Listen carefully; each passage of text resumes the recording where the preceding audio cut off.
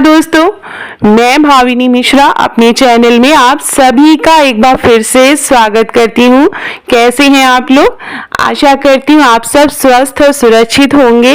सभी बड़ों को चरण स्पर्श और छोटों को ढेर सारा प्यार और आप सभी के स्वस्थ जीवन और मंगलमय जीवन की कामना करते हुए ये वीडियो मैं शुरू करती हूँ।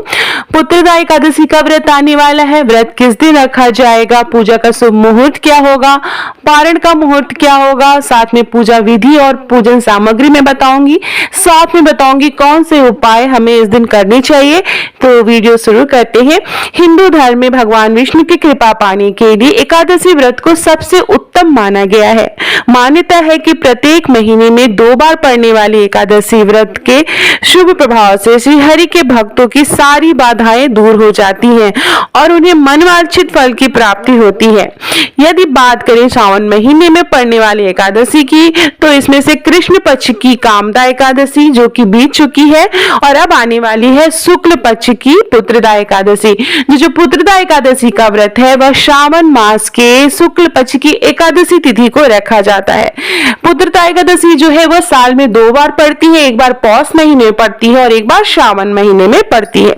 तो आइए जानते हैं व्रत किस दिन रखा जाएगा। तो इसका महत्व बता दूं, संतान का शुभ दिन आने वाली पुत्रदा एकादशी का व्रत बहुत ही ज्यादा महत्वपूर्ण माना जाता है और यह व्रत पति पत्नी को साथ में मिलकर रहना चाहिए। अगर आप पुत्र की कामना करते हैं या संतान की कामना करते हैं तो यह व्रत पति पत्नी दोनों को मिलकर रखना चाहिए, तो इसका विशेष फल मिलता है।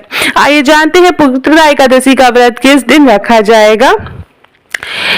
तो शुक्ल पक्ष की जो एकादशी तिथि है श्रावण मास की, वह 4 अगस्त को प्रातः 11:41 से प्रारंभ होकर 5 अगस्त को दोपहर 1:12 पे तक रहेगी। ऐसे में उदया तिथि के हिसाब से इस साल श्रावण की जो पुत्रदा एकादशी है उसका व्रत 5 तारीख को रखा जाएगा, 5 अगस्त 2025 को रखा जाएगा। और अगर मैं व्रत के पारण की बात करूं तो जो व्रत का पारण है वह 6 अगस्त को प्रातः काल 5:45 से लेके 8:26 के बीच होगा। आइए जानते हैं कि पूजा विधि क्या होगी। तो भगवान श्री विष्णु की कृपा बरसाने वाली श्रावण मास की पुत्रदा एकादशी के व्रत को करने के लिए व्यक्ति को इस दिन सुबह सुबह सूर्योदय से पहले उठकर दैनिक कार्यों से निवृत्त होना है, स्नान करना है, स्वच्छ कपड़े पहनने हैं। इसके बाद तन मन से पवित्र होकर एकादशी व्रत को विधिवत जो व्रत करने का हमें संकल्प लेना चाहिए। इसके बाद अपने जो भी पूजा घर है अथवा ईशान कोण में बैठकर भगवान विष्णु का की हमें पूजा करनी है। उसके लिए एक चौकी लेनी है, चौकी पे पीले रंग का वस्त्र बिछाएं, भगवान विष्णु की प्रतिमा या फोटो स्थापित करें, मां लक्ष्मी की प्रतिमा फोटो स्थापित करें। उसके बाद पूजा अर्चना करें, धूप दीप जल, पीले रंग का वस्त्र चढ़ाएं, पीले रंग का फूल चढ़ाएं। अपने हाथों से बनाकर मखाने की खीर आप बना सकते हैं तो वो नैवेद्य बनाकर भगवान विष्णु को अर्पित करें, मां लक्ष्मी को अर्पित करें। तुलसी दल पूजा में जरूर शामिल करें, इससे विशेष फल की प्राप्ति होती है। तो ये सारी चीजें करके जैसे हम पूजा अर्चना घर में करते हैं उसी तरह हमें पूजा अर्चना करनी है। उसके बाद जो है एकादशी पुत्रदा एकादशी की व्रत कथा सुननी रहती है। कथा सुनना अनिवार्य होता है। जो लोग व्रत रह रहे हैं, नहीं भी रह रहे हैं, वो भी कथा सुन सकते हैं। मैं चैनल पर डाल दूंगी, वहां से आप देख सकते हैं। उसके बाद आरती करनी रहती है, भगवान विष्णु मां लक्ष्मी की आरती करेंगे और इस तरह से हमें पूजा करनी है।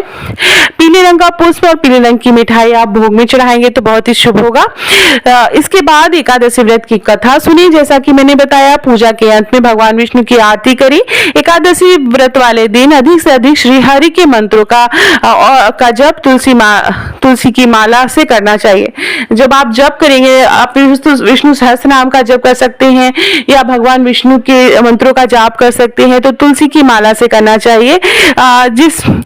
उसके बाद जिस पारण और के बगैर व्रत अधूरा माना जाता है, तो व्रत का पारण भी नियमानुसार शुभ मुहूर्त में ही आपको करना चाहिए। उसके दूसरे दिन शुभ मुहूर्त में प्रातः काल हमें पारण करना है। पुत्रदा एकादशी व्रत में अनाज का सेवन करना वर्जित माना गया है। इस व्रत को करने से साधक को संतान सुख की प्राप्ति होती है। अब मैं आपको बताती हूँ कि क्या उपाय करने हैं।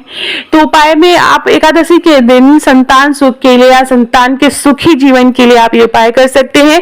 भगवान विष्णु और माँ लक्ष्मी को आपको मखाने की खीर भोग में आप लगाए तो इससे माँ लक्ष्मी प्रसन्न होती है, भगवान विष्णु प्रसन्न होकर अपना आशीर्वाद देते हैं। जब भी आप पूजा करें और कोई भोग लगाएं तो उसमें तुलसी दल अपनी पूजा में जरूर शामिल करें। ऐसा करने से भी भगवान विष्णु और माँ लक्ष्मी प्रसन्न होते हैं और आपके घर में धन संपदा बनी रहती है, संतान सुरक्षित रहती है। तीसरा उपाय भी बहुत ही सरल है। शाम के समय तुलसी माँ का जो पौधा होता है उसके पास गाय के घी का दीपक आपको जलाना है और वहां पर आपको विष्णु सहस्त्र नाम का पाठ करना या विष्णु भगवान का जाप करना है। तो इससे भी भगवान विष्णु प्रसन्न होकर अपना आशीर्वाद देते हैं। संतान सुख की प्राप्ति के लिए आप ये उपाय कर सकते हैं। वीडियो पसंद आया हो तो मेरे चैनल को सब्सक्राइब कर लीजिएगा। आवाज सही नहीं आ रही हो, थोड़ा सा सर्दी जुकाम है, इस वजह से आवाज थोड़ी सी चेंज आ रही होगी। तो आप सभी को एक बार फिर से पुत्रदा एकादशी व्रत की बहुत बहुत शुभकामनाएं। व्रत कथा मैं चैनल पे डाल दूंगी, आप वहां से देख सकते हैं।